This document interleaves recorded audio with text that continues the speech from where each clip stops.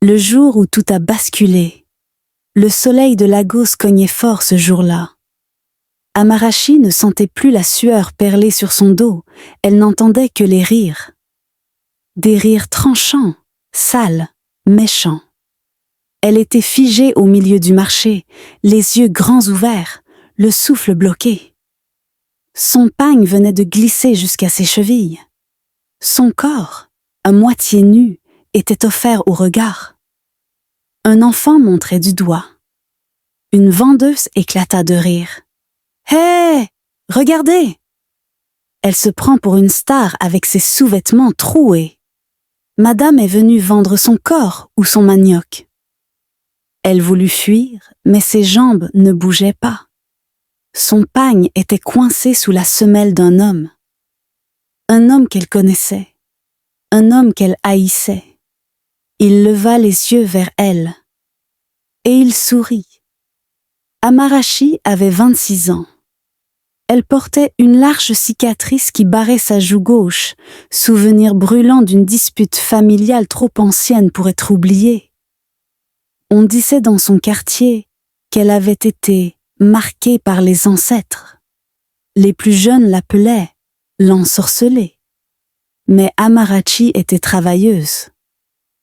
Chaque matin, elle se levait à 4 heures pour rejoindre le marché de Balogun, où elle vendait du gari et du poisson fumé. Elle n'avait pas les dernières robes à la mode, ni les ongles longs, ni les perruques brillantes. Elle avait quelque chose de plus dur, de plus vrai, la volonté. Ce matin-là, elle avait revêtu son pagne préféré, bleu roi, avec des motifs d'hibiscus d'or. Elle l'avait repassé avec soin, espérant attirer un peu plus de clients. Elle ignorait que ce serait le dernier jour où elle le porterait avec dignité. Chibuzor, le chef de la section des vendeurs de fruits, qui déclencha tout. Depuis qu'Amarachi avait refusé ses avances 3 mois plus tôt, il l'évitait. Ou plutôt, il attendait son heure. Et ce matin-là, il la trouva. Elle marchait au milieu du marché, portant sur sa tête une bassine pleine de poissons fumés. Chibuzor s'approche discrètement, saisit le bord de son pagne et tira d'un coup sec. Le tissu glissa. Sa peau fut exposée. Les rires éclatèrent comme un feu de brousse. Certains filmèrent, d'autres criaient « Elle a osé ! Voilà pourquoi elle marche toujours seule, comme une sorcière.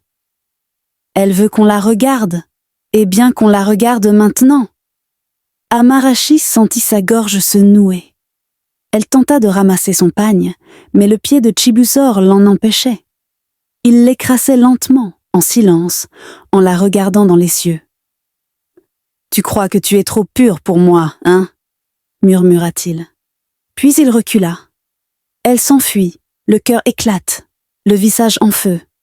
Les rires la suivaient, comme des coups de fouet. Elle courut jusqu'à la ruelle derrière la mosquée. Là où les enfants ne vont pas jouer. Là où les ordures s'empilent. Là où personne ne juge, parce que personne ne regarde. Elle resta assise, dos au mur, à sangloter. La poussière collait à sa peau moite. Elle avait l'impression de s'être vidée, d'être qu'un tas de honte, de sel et de tissu. Elle revoyait les regards, les téléphones levés, le rire moqueur de Chibuzor. Sa cicatrice la brûlait, comme si elle venait d'être réouverte. Elle jura de ne plus jamais revenir au marché, de ne plus jamais se montrer faible, de faire payer l'humiliation. Ce jour-là, Amarachi ne mourut pas. Elle changea, et la femme qui se releva n'était plus la même.